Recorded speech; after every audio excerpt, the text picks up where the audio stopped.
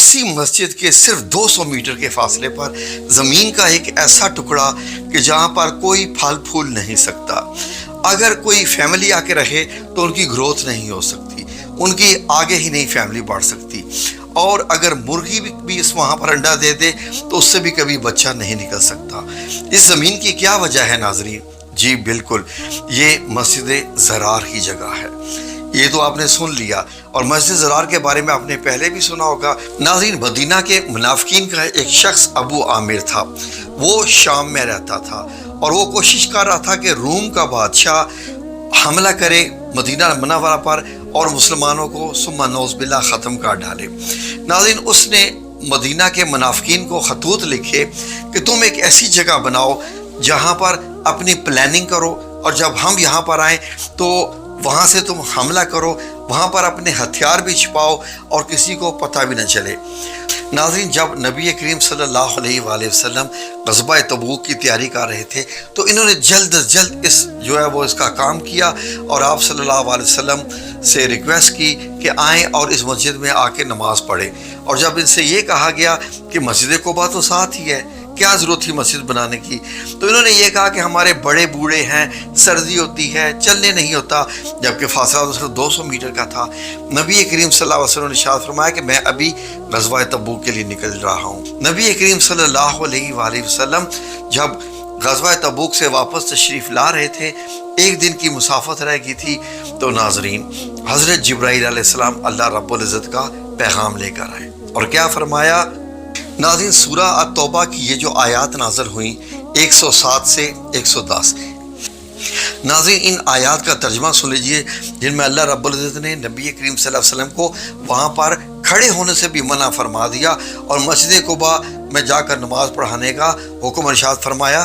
ذرا ترجمہ سن لیجئے.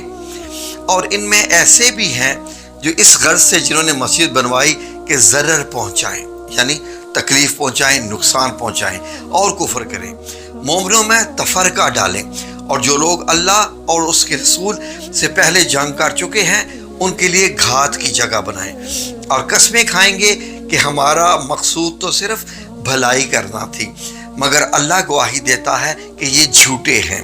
تم اس مسجد میں کبھی جا کر کھڑے بھی نہ ہونا، البتہ وہ مسجد جس کی بنیاد پہلے دن سے تقویٰ پر رکھی گئی ہے اس قابل ہے کہ اس میں جایا اور نماز پڑھایا کرو. اس میں ایسے لوگ بھی ہیں جو پاک رہنے کو پسند کرتے ہیں، اور اللہ پاک رہنے والوں کو بہت پسند کرتا ہے. اللہ رب العزت نبی کریم صلی اللہ علیہ وسلم کو اطلاع دینے والے. غور کیجئے کتنی حیرانگی کی بات ہے، یہ جانتے ہوئے کہ یہ نبی کریم صلی اللہ علیہ وسلم اللہ کے نبی ہیں، اللہ کی آیات نازل ہوتی ہیں. یہ لوگ کیسے تھے جو نبی صلی اللہ علیہ وسلم کے ساتھ جھوٹ بولتے تھے اور یہ سمجھتے تھے کہ ہم ان سے چھپا پائیں گے، ہم ان کو جو ہے وہ نقصان پہنچا دیں گے، ان کو پتہ ہی نہیں چلے گا، اور ہم یہاں پر ہتھیار رکھیں گے اور مسلمانوں میں تفرقہ ڈالیں گے. کہ آپ صلی اللہ علیہ وسلم کو تو اطلاع دینے والا اللہ ہے، اور اللہ ہر جگہ موجود ہے اور ہر چیز کو جاننے والا ہے، دیکھنے والا ہے. اس سے اندازہ لگا لیجئے کہ جو منافق ہوتے ہیں یہ اپنے سمجھتے ہیں کہ ہم اللہ ثم نعوذ باللہ کہ اللہ کو دھوکہ دے رہے ہیں، لیکن اللہ فرماتا ہے کہ یہ اپنے آپ کو دھوکہ دیتے ہیں. ناظرین، ان آیات کے نزول کے بعد نبی کریم صلی اللہ علیہ وسلم نے اس مسجد کو گرانے کا حکم دے دیا، جبکہ آپ ابھی لشکر لے کر مدینہ منورہ تشریف لا رہے تھے. آپ نے زواوان سے چند صحابیوں ان کو حکم دیا کہ اس مسجد کو منہدم کر کے اس میں آگ لگا دیں. چنانچہ ان حضرات نے اس مسجد کو جلا کر زمین سے ملا دیا.